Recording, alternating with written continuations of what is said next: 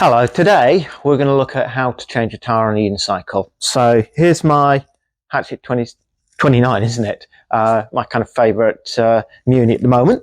We're going to show how to change a tyre on it. So let's get on with it, and first let's look at the tools we need. Okay, so we're going to look at the tools. So the first we need to do is take the wheel out of the frame. To do that, you can need either an Allen key or a 10mm spanner. It's one or the other, and I'll come to which ones you're going to need. You can need tie levers.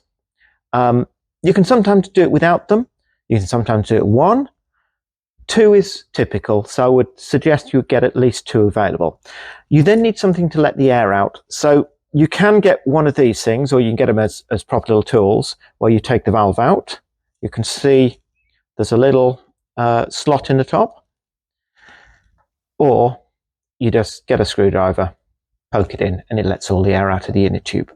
And then of course you're going to need your pump to pump it up afterwards. So those are all the tools you need. It's not hard, but we'll get on and we'll get that done. Okay, so if you have an ISIS unicycle, you're quite likely to have little bolts for an Allen key. So here's an example of the bearing housing, and this will bolt into the frame into a threaded section. So this is not really a frame, but you'll get the idea. So that threads in there. So if you have this design, you'll need Allen key to actually take your bolts out. Okay, so that's type number one. Okay, if you have a cottless unicycle, you're quite likely to have this type of system. So these are what's called pressed bearing housings. They're pressed steel, and you have a little bolt, and on it there's a little tag. It's actually quite important. You'll have a washer and a nut, and when you come to your unicycle, you'll see there's a little slot in the bearing housing. You can see that, and when you put your nut in, it locates into the slot. Okay, and you can then assemble your parts or disassemble them, as we haven't disassembled it yet, and there you go. So that's your this type. So this is for your cottless unicycle. Okay, let's get started. So obviously we've got an ISIS unicycle, so I've got the nuts to take off, so the bolts to take off. I can't do that, so let me put them in. We're just going to crack them loose to begin with. As it's mine, it's been out on the moors, and might appear tighter than it should be, but I know it's just grit in there. One of the things to be very careful with unicycles is you do not over tighten these bolts.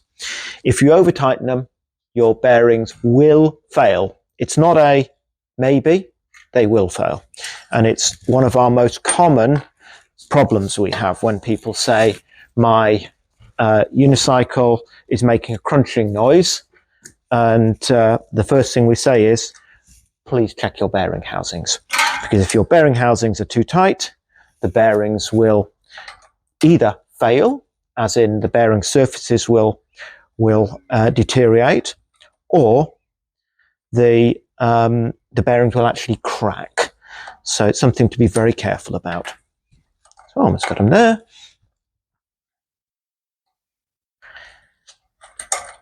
Not quite. One more.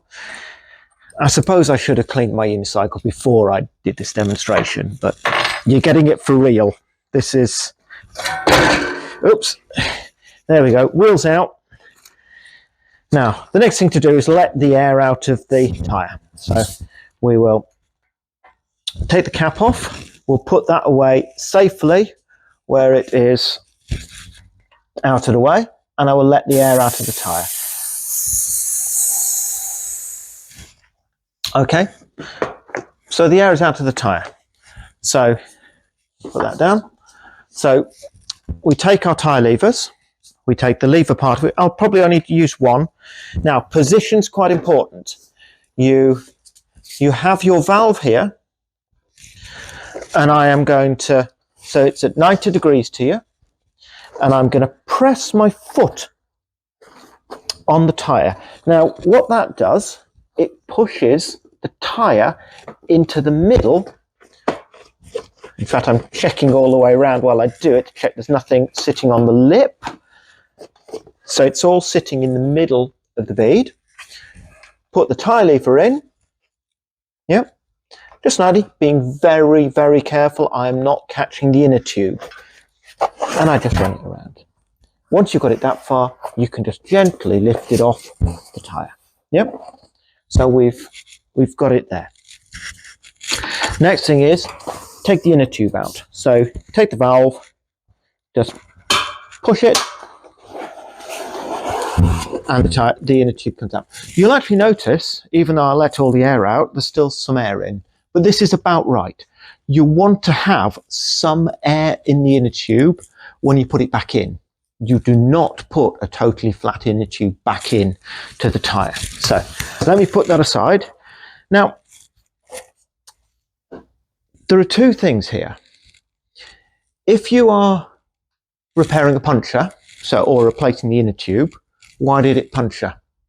It punctured, quite likely you've got a thorn or you've got what's called a snake bite. Snake bites are where you've slammed the wheel into the ground and you've got what would be two cuts on the inner tube, and they look like a snake bite. And it's where the tyre has crunched against the inner tube.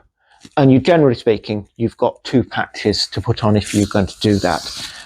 But if it's a thorn that's gone through your tyre, or even a nail, you need to find it.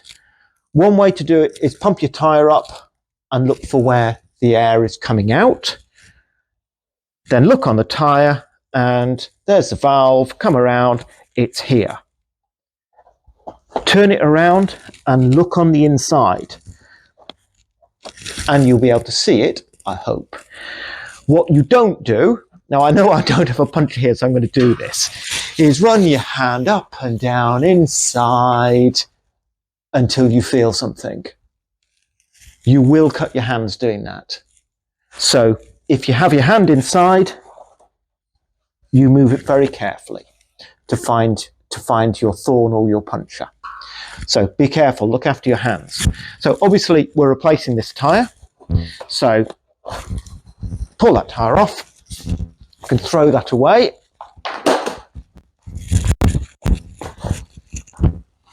And we have a brand new replacement. Another Duro Crux. Love these tyres. So the first thing we're going to do is we're going to put the tyre onto the wheel. So if you can hold it vertically, you can drop it on. And then you wiggle it on until you've got one side on. You shouldn't need tyre levers to do that. Now, you guys know me, so you know what I've just done. I've put the name of the tyre where the valve is. Sorry, it's me. It's the way you do it. So next thing you do is you put your inner tube in. So I'll pop the inner tube in and I'm going to pop the tyre, the valve through. I'm hoping this is just going to pop straight through. Sometimes it's a bit of a struggle.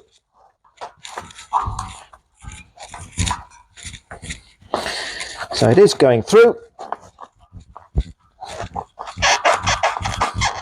And we've gone through enough, so I can get to it. So the first thing you do to put the tyre on, get me name in the right place, start at the valve and just gently fold the tyre in. You want to get maybe 6 inches beyond the tyre. So I'm going to stop there. I'm going to go the other direction. Now I'm going to do the opposite to what I did before. I'm going to step on the tyre, or the same as I did before, to be honest, and I'm going to push the inner tube on. And as you see, I didn't need any tyre levers. If you've got the tyre in the middle of the rim, you should find you can get this on. If it didn't, you take your inner tube, get it off so I can show you. So let's say we're here and it is very stiff. You feed your tyre lever in and just gently prise it over. Now, you want to be very, very gentle, and you need to be very careful not to nip the inner tube. Nip the inner tube, you just have to start again with a new inner tube and repatch it. Ideally, you put it on by hand. Next thing to do, we are going to check, is the tyre on all the way around? Yes, it is. Okay. Now going to pump the tyre up.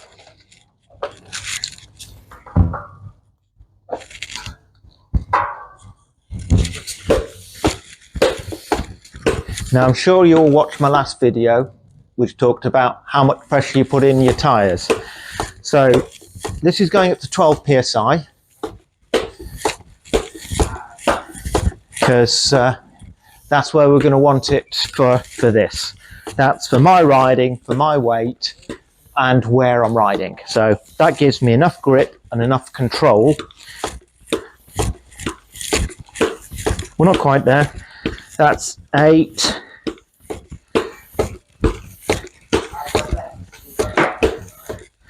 That's 10 psi. There we go, 12 psi. So that's where we're going to be. Now, I'm just going to knock that off for the moment. But when you're pumping this up, we need to be checking that the tyre did actually go on and there were no gaps where the inner tube was coming out. If there was, you stop immediately and reseat the tyre.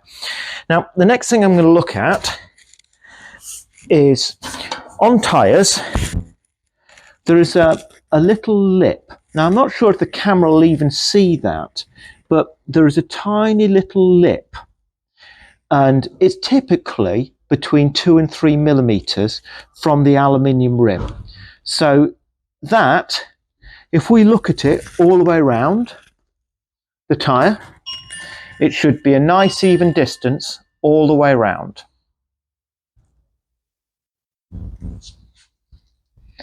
Yeah.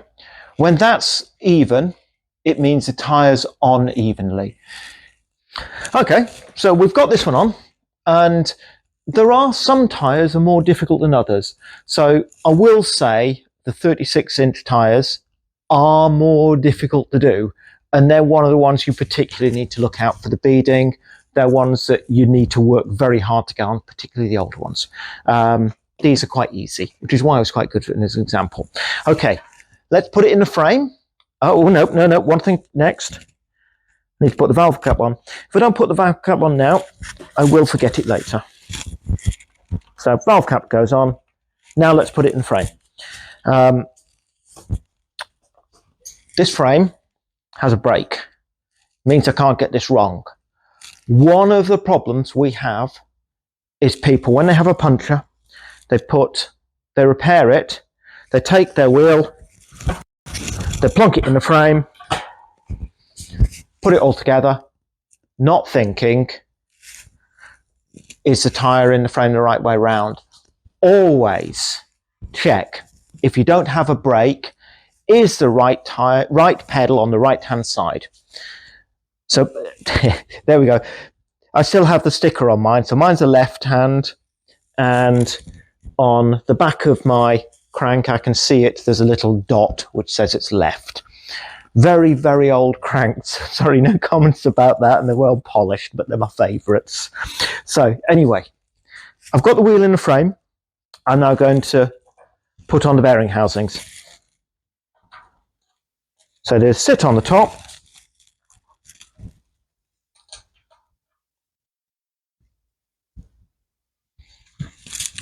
We'll start the ones on the other side as well. You probably saw that seat itself, which is why I always do get it started on both, to get it seated properly. And in fact, that one I saw has jumped out. So let's insert.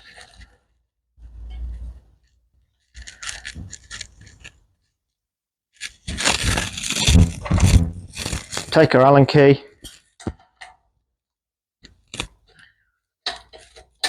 Turn it up.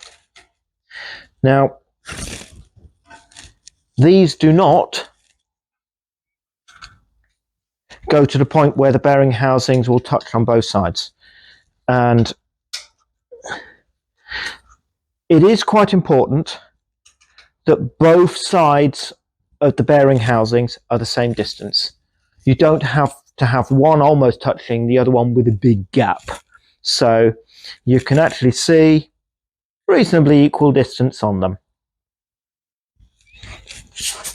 Do the other side. Now, you will have noticed the way I'm using the Allen key. This is because you don't need much force to do it. So just nice and gently.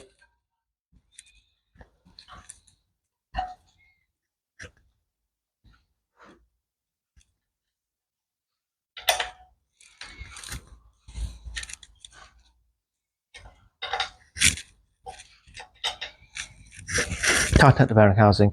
So you'll see I use this end of the Allen key. You don't need to use it this way around for these when you're putting them on. Obviously, for me taking it off because it was full of grit, I needed to.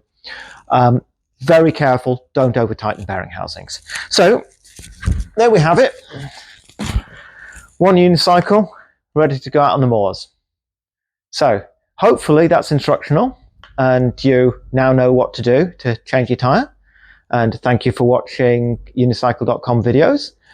Do like the video, like the channel, follow the channel, etc. Do all the YouTube bits, and we'll see you at the next one.